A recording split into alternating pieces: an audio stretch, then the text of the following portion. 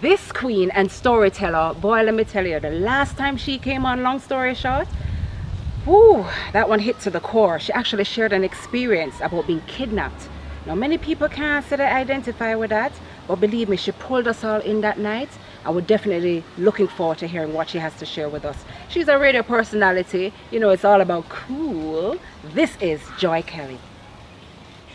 This story was brought to you by Bulwark Insurance Agent. Insurance made easy. Hi, this is Joy Kelly, master storyteller. 5 minutes ago, when Daniel told me that I was. Basically, that's it. Well, my favorite thing about Long Story Short is the connection, because all of us have a story to tell. And for the stories that each of us have, it has a connecting point with other people. So it's kind of like weaving together the threads of a story, and they all connect with other people who share some threads or who are inspired by different threads that we have in ours.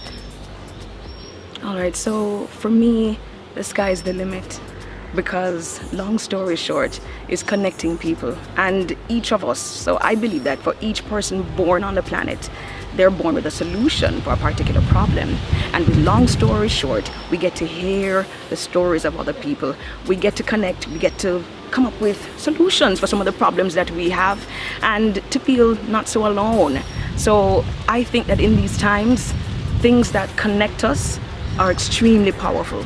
And Long Story Short is definitely that. So my message to Long Story Short is going to be to keep pushing, because there are challenges and there will be more challenges, but the goal and the focus and the connections are critically important.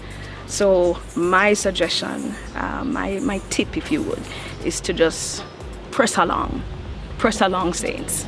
Now, being here for me is a victory today. Being here for me is an incredibly special thing. Not just because I used to work here, or rather intern here way back in the dawn of time when dinosaurs roamed the earth, but also because on December 30th in 2001, I was kidnapped.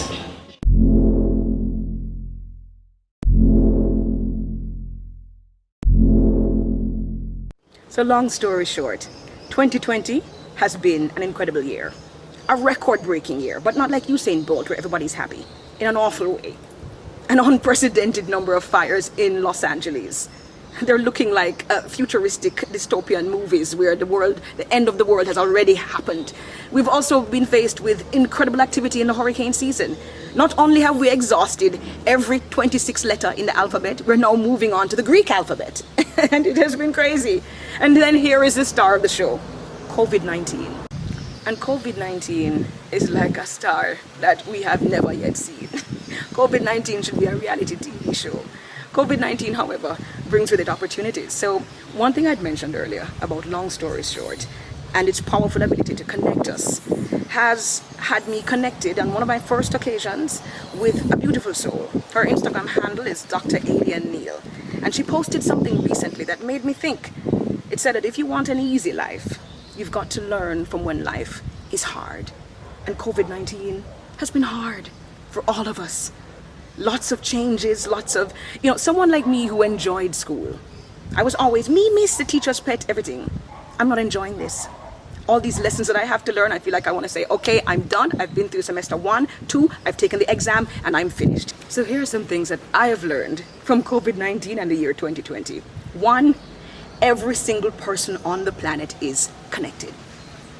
We are connected.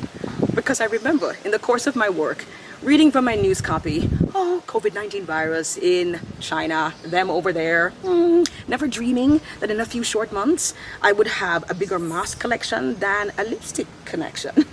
I never dreamt that I would have struggled through all the changes, all the different curfews, all the different hours. And I never dreamt that I would lose 3 people in as many days. But that happened to me in late August and early September.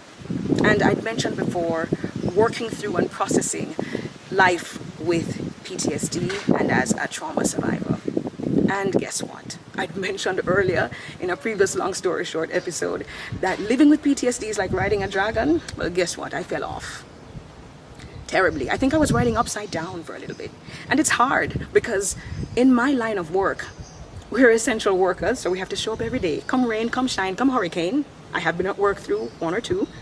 And you have to perform. And when you mess up in front of everyone, their mother, grandmother, and the entire listenership. And I've had some interesting days. But that brings me to lesson number 2. Lesson number 2 is the fact that all of us have a part to play in each other's story. And I have benefited from and appreciated the connection from really great people in my life. People who have been deeply supportive. People who have responded when I've said, I'm having a bad day, please pray. People who have supported me come hell or high water or COVID-19. I've also learned that we have choices in life. So when I had that loss, and 2 of these losses were literally a day apart. I lost a friend unexpectedly. Saturday, lost a former schoolmate on Sunday. And I was hit from one direction to another. And I thought, oh my goodness, what is this? But it made me grateful. It taught me that we think that life is long and that we have all this time to do all these things, and we don't. Neither of those 2 people knew that they were not going to make it through another month. So it taught me to treasure the time that I have, the people that I have. And it also taught me that I have immense personal power. So yes, I'm saying that in 2020. The truth is that life has been hitting you with one thing, with another thing, and you don't have any control over what throws at you or what connects with you. But you do have control over your response. So I have been choosing day by day, sometimes minute by minute, to choose to be grateful for certain things. To think through, okay, so maybe I'm having a bad day, but I am alive. I can walk properly. Remember the time of that particular virus that had us all bent over. It was not Zika, but Chick V. And we learned the joys of pain-free locomotion after. Well, you can be grateful for that. You can be grateful for the people who are strongly supporting you. You can be grateful for the fact that you are alive and COVID negative for those who are, because that's one test that you do want to fail. So, long story short, life is precious, life is short, and you can choose to choose joy.